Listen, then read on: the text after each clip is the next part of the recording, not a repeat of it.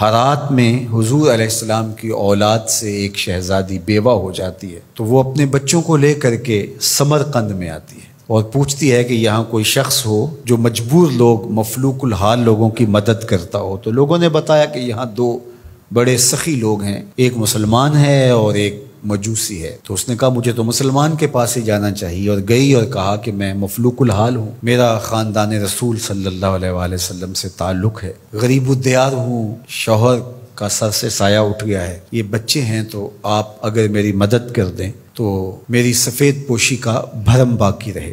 تو اس نے کہا کہ بہت سارے لوگ آتے ہیں اور اس طرح کی باتیں کرتے ہیں، تم بتا سکتی ہو کہ تمہارے پاس کیا ثبوت ہے خاندان رسول سے ہونے کا؟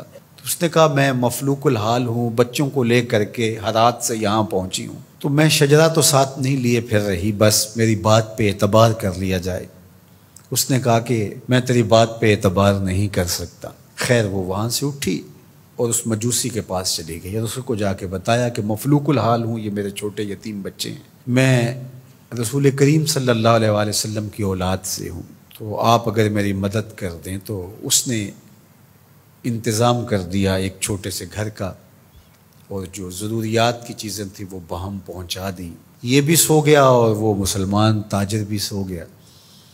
ابن جوزی لکھتے ہیں کہ جب رات ہوئی تو اس مسلمان تاجر نے، سخی نے، خواب میں جنت کے منظر کو دیکھا کہ ایک خوبصورت محل ہے جس کے پاس حضور نبی رحمت صلی اللہ علیہ وآلہ وسلم کھڑے ہیں۔ تو یہ آگے شوق سے بھرا اور کہا حضور یہ محل اگر آپ مجھے عطا کر دیں۔ تو فرمایا یہ ایک مسلمان کا ہے۔ تو کہا میں بھی تو مسلمان ہوں۔ فرمایا تیرے مسلمان ہونے کا ثبوت کیا ہے؟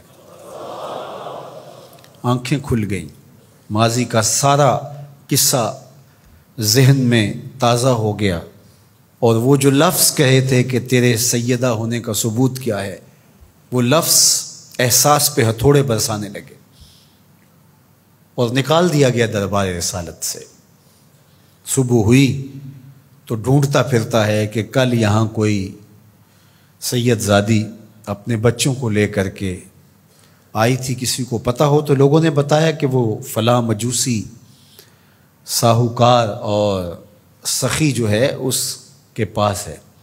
تو وہ گیا اور دروازہ کھٹکھٹایا اور قدرے غسیلے انداز میں کہنے لگا کہ ہمارے نبی کی بیٹی ہے اور آپ کو حق نہیں پہنچتا ہے، ان کی خدمت ہمارا ہی حق ہے، بلکہ کہا 300 دینار لے لو اور جلدی کرو ہمارے سپرد کر دو۔ تو اس نے مسکرا کے دیکھا، کہا کہ میں نے تو انڈٹھا سودا کیا تھا، اب تو منظر دیکھ چکا ہوں، جہاں رات آپ کو دھکے دے کر نکالا گیا وہاں مجھے وعدہ دیا گیا کہ تو نے میری بیٹی کی خدمت کی ہے، تجھے اور تیری نسل کو جنت کی ضمانت دی جاتی ہے، اور میں تو حضور کے ہاتھ پہ کلمہ پڑھ کے اسلام قبول کر چکا ہوں۔ اللہ اکبر۔ نسبت رسول کا احترام، محض نسبت رسول، عمل تو بعد میں آتے ہیں۔ اللہ اکبر۔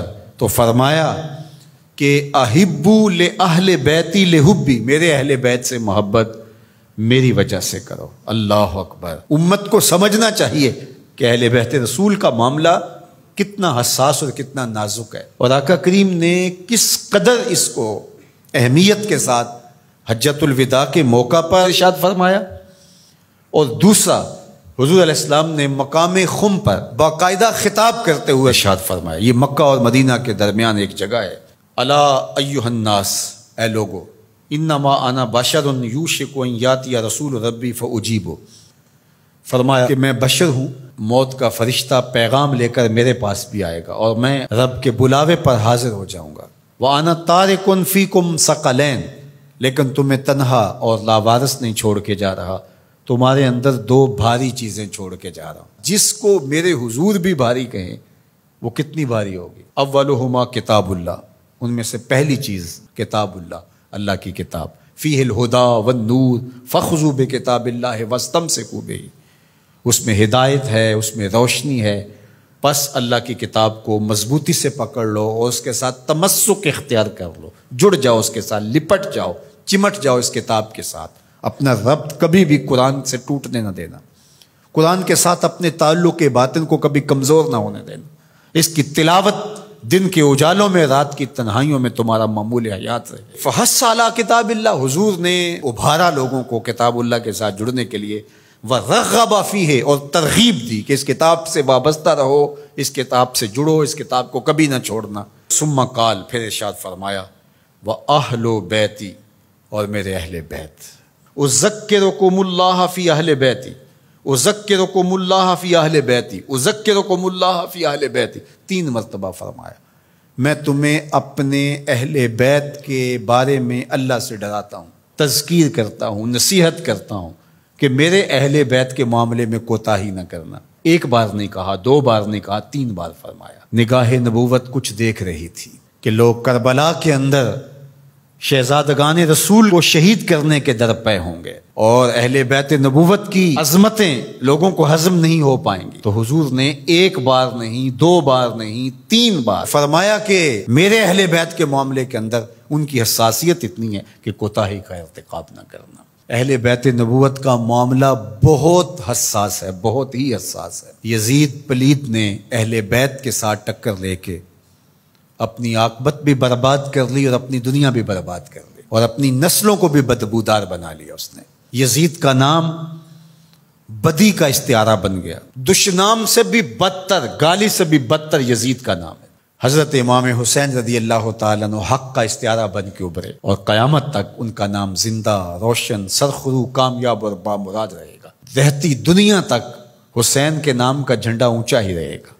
اہل بیت کے لیے دلوں میں محبت جو موجزن نہیں رکھتا سینے میں، اس کے سینے میں پتھر رکھا ہوا ہے، اس کے سینے میں کسی مومن کا دل نہیں رکھا ہوا۔ یہ پیاز تو ہر وقت سلگتا ہے، لیکن جو ہی محرم کے ایام آتے ہیں تو پھر خوشبوئیں پھیلنا شروع ہو جاتی ہیں، اور ان کے لیے دل میں جو جذبات پیدا ہوتے ہیں، اللہ اکبر، ہماری 1000 جانیں تصدق ان کے قدموں سے لپٹی ہوئی خاک پر، دین کے جھنڈے کو جس طرح انہوں نے اونچا رکھا، سر خرو اور سر بلند کیا، قیامت تک یہ امت خراج پیش کرتی رہے گی اور محبتوں کے نذرانے ان کی چوکھٹ پہ پیش کرتی رہے گی۔